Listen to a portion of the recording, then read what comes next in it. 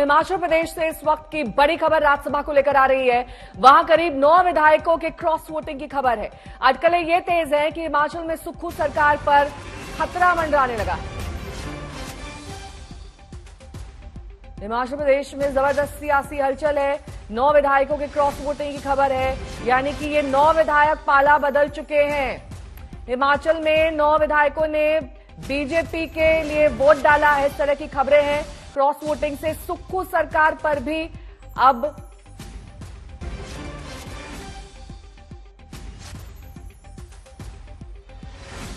हिमाचल में 9 विधायकों ने क्रॉस वोटिंग की है।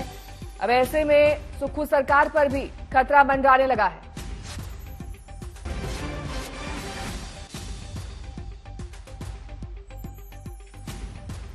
तो राज्यसभा की वोटिंग को लेकर जबरदस्त सियासी हलचल इस वक्त हिमाचल प्रदेश में देखने को मिल रही है।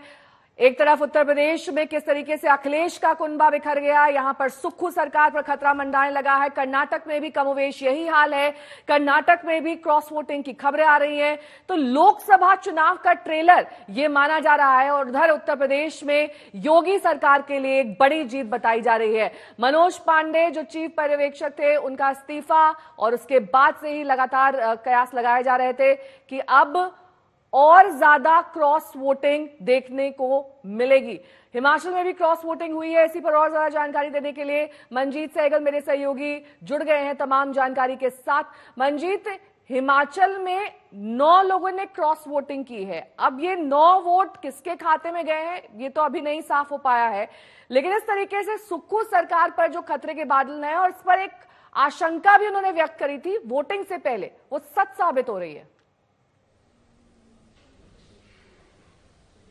जी नेहा, आपने बिल्कुल सही कहा। कांग्रेस पार्टी को खुद ये डर सता रहा था कि उनके विधायक पाला बदल सकते हैं या फिर क्रॉस वोटिंग कर सकते हैं, और इसी के चलते कल ही शिमला में व्हिप जारी किया गया था। एक सीएलपी की बैठक तक आयोजित की गई थी जिसमें सभी नेता मौजूद थे। हर विधायक को कहा गया था कि आपको वोट कांग्रेस के नॉमिनी अभिषेक मनु सिंघवी के फेवर में करना है और आपको वोट करने से पहले बकायदा एजेंट को दिखाना भी है, और अगर आपने नहीं दिखाया तो आपका वोट रद्द समझा जाएगा। इसकी शिकायत बाकायदा चुनाव आयोग से भी भारतीय जनता पार्टी के नॉमिनी हर्ष महाजन ने की थी और कहा था ये बिल्कुल गलत है इस तरह का आदेश देना विधायकों को। स्वयं कांग्रेस के एक विधायक ने भी ऑन रिकॉर्ड ये कहा था कि इस तरह का व्हिप जारी किया गया है।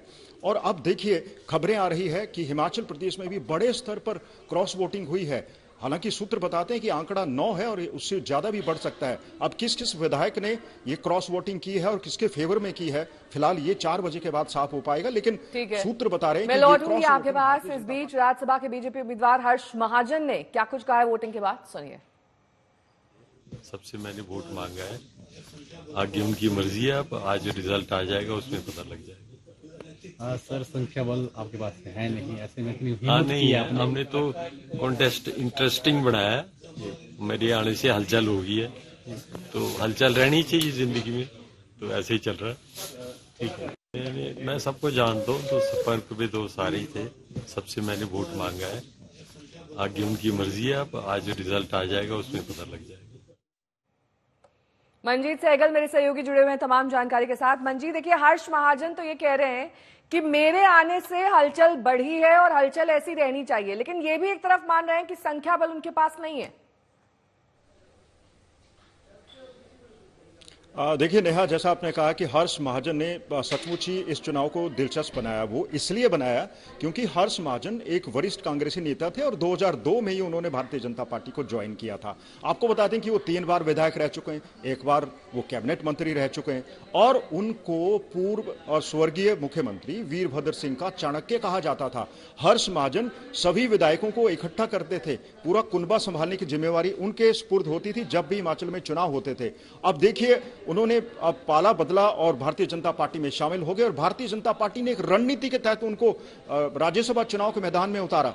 हर्ष महाजन काफी समय से दावा करते आ रहे हैं कि बहुत सारे कांग्रेस के विधायक उनके संपर्क में, क्योंकि वो पहले से ही संपर्क में, भले ही उनके पास संख्या बल ना हो, भारतीय जनता पार्टी के पास सिर्फ 25 मत हैं, लेकिन जिस तरह से क्रॉस वोटिंग की खबरें आ रही हैं और 3 जो निर्दलीय विधायक हैं उनमें से 2 भारतीय जनता पार्टी के ही बागी हैं और एक कांग्रेस का बागी है। भारतीय जनता पार्टी को उम्मीद है कि ये तीनों विधायक उनके पाले में आ सकते हैं, उनके वोट उनको मिल सकते हैं। और क्रॉस वोटिंग में अगर 7 वोट हासिल करने में भी भारतीय जनता पार्टी कामयाब होती है तो 35 का जादुई आंकड़ा उनके पास आ सकता है, ऐसा भारतीय जनता पार्टी के सूत्र कह रहे हैं। लेकिन वहीं कांग्रेस के नेताओं को भी आशंका है कि क्रॉस वोटिंग हो सकती है, लेकिन ऑन रिकॉर्ड नहीं करें। स्वयं मुख्यमंत्री ने भी कहा है कि वोटिंग हो गई है और नतीजे ही बताएंगे। लेकिन जैसा कि आपको मालूम है, व्हिप जारी करना पड़ा था कांग्रेस को, कांग्रेस की मजबूरी थी, क्योंकि खेमेबाजी कांग्रेस के लिए सिरदर्दी बनी हुई है। खेमेबाजी राज्यसभा चुनाव से पहले चलती आ रही है। बहुत सारे विधायक सरकार से नाराज हैं। उनकी नाराजगी यह है कि उनको एक तरफ जहां कैबिनेट में जगह नहीं दी गई, दूसरे बोर्ड और जो निगम है उनके पदों पर भी अभी तक उनको तैनातियां नहीं मिली है। दूसरा बड़ा कारण यह है कि कई चुनावी वायदे अभी तक पूरे नहीं हुए। तो नाराजगी एक तरफ कांग्रेस के विधायकों में है और अब राज्यसभा के चुनाव में क्रॉस वोटिंग की खबर से भी साफ हो रहा है कि कांग्रेस में सब कुछ ठीक नहीं चल रहा है। हालांकि चुनाव परिणाम ही बताएंगे 4 बजे तक, क्योंकि 9 विधायकों के क्रॉस वोटिंग की खबर आ रही है। बीजेपी के ये मानना है कि उनके पास संख्या बल है। ऐसे में तस्वीर शाम 5 बजे साफ होगी जब चुनावी नतीजे आएंगे तीनों राज्यों के। हम आपको समीकरण दिखा रहे हैं हिमाचल प्रदेश का, जहां पर निर्दलीय 3 विधायक हैं, कांग्रेस के 40 विधायक मिलाकर कुल 43 और वहीं बीजेपी के 25 विधायक हैं हिमाचल प्रदेश में। लेकिन जादुई आंकड़ा बहुमत का 35 है, जो कि बीजेपी का मानना है कि वो जुटा लेगी। मंजीत सहगल मेरे सहयोगी जुड़ गए हैं तमाम जानकारी के साथ। मंजीत, आप ये बता रहे हैं कि 9 विधायक जिन्होंने क्रॉस वोटिंग करी है उनमें से 7, और अगर निर्दलीय में से 2 जोड़ लिए जाएं यानी कि 9, तब बीजेपी को जादुई आंकड़ा हासिल हो जाएगा। ये नंबर्स कैसे आए हैं? क्या अंदर खाने बातचीत चल रही है? पूरी तस्वीर पीछे की क्या है? देखिए नेहा, जैसा कि आपने बताया कि स्वयं हर्ष महाजन भी यह दावा कर रहे हैं कि उन्होंने सबसे वोट मांगा था। भारतीय जनता पार्टी के वोट तो 25 वोट तो उनके पास पहले से ही थे। उन्होंने कांग्रेस के नेताओं से भी, एमएलए से भी बातचीत की थी, उनसे वोट मांगा था। ये स्वयं हर्ष महाजन दावा कर रहे हैं। और जहां तक जादुई आंकड़े की बात है, निश्चित तौर पर कांग्रेस के पास फिलहाल जादुई आंकड़ा है अगर क्रॉस वोटिंग नहीं होती है। लेकिन भारतीय जनता पार्टी 25 मतों के साथ इसलिए यह दावा कर रही है कि उसे उम्मीद है कि 3 निर्दलीय विधायक उसके पाले में आ सकते हैं, उनके वोट वो हासिल कर सकती है। और वहीं अगर क्रॉस वोटिंग में कम से कम 7 वोट भी भारतीय जनता पार्टी को मिलते हैं तो मजे से जादुई आंकड़ा उनके पास होगा और उधर कांग्रेस के जो वोट हैं वो कम हो सकते हैं, ऐसी आशंका जाहिर की जा रही है। लेकिन जो असली तस्वीर है चुनाव परिणाम ही बता पाएंगे। कांग्रेस को आशंका है स्वयं की क्रॉस वोटिंग हो सकती है। भारतीय जनता पार्टी उम्मीद कर रही है। खुल्लम खुल्ला खेल चल रहा है, वहां पर तो तस्वीर लगभग साफ हो चुकी है। हिमाचल में ऐसा क्यों नहीं हो रहा है? और इस बीच आपका जवाब लें उससे पहले दिखा देते हैं सुखविंदर सिंह सुक्खू क्या कुछ बोल रहे हैं। निश्चित रूप से हमने सभी विधायकों से कहा है, सभी विधायकों ने वोट डाला है और मैं कह सकता हूं कि सबने वोट पार्टी की विचारधारा के ऊपर डाला है। और अब जब परिणाम आएगा उसके बाद ही कुछ हम कह सकते हैं। सर, जयराम ठाकुर बार बार अंतरात्मा की बात कह रहे हैं, क्या मायने? नहीं, भारतीय जनता पार्टी में अंतरात्मा नाम की कोई चीज थोड़ी है।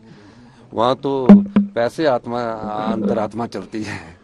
तो निश्चित तौर पर ये इसमें मैं कह सकता हूँ कि अंतरात्मा की बात पर वोट नहीं होता, विचारधारा पर वोट होता है। और जो लोग पार्टी से विरोध में कोई वोट डालता है तो कहीं ना कहीं उन्होंने कुछ न कुछ सौदेबाजी की होती है। ऐसे पैसे की अंतरात्मा भाजपा, क्या यहाँ भी कुछ इस तरह के?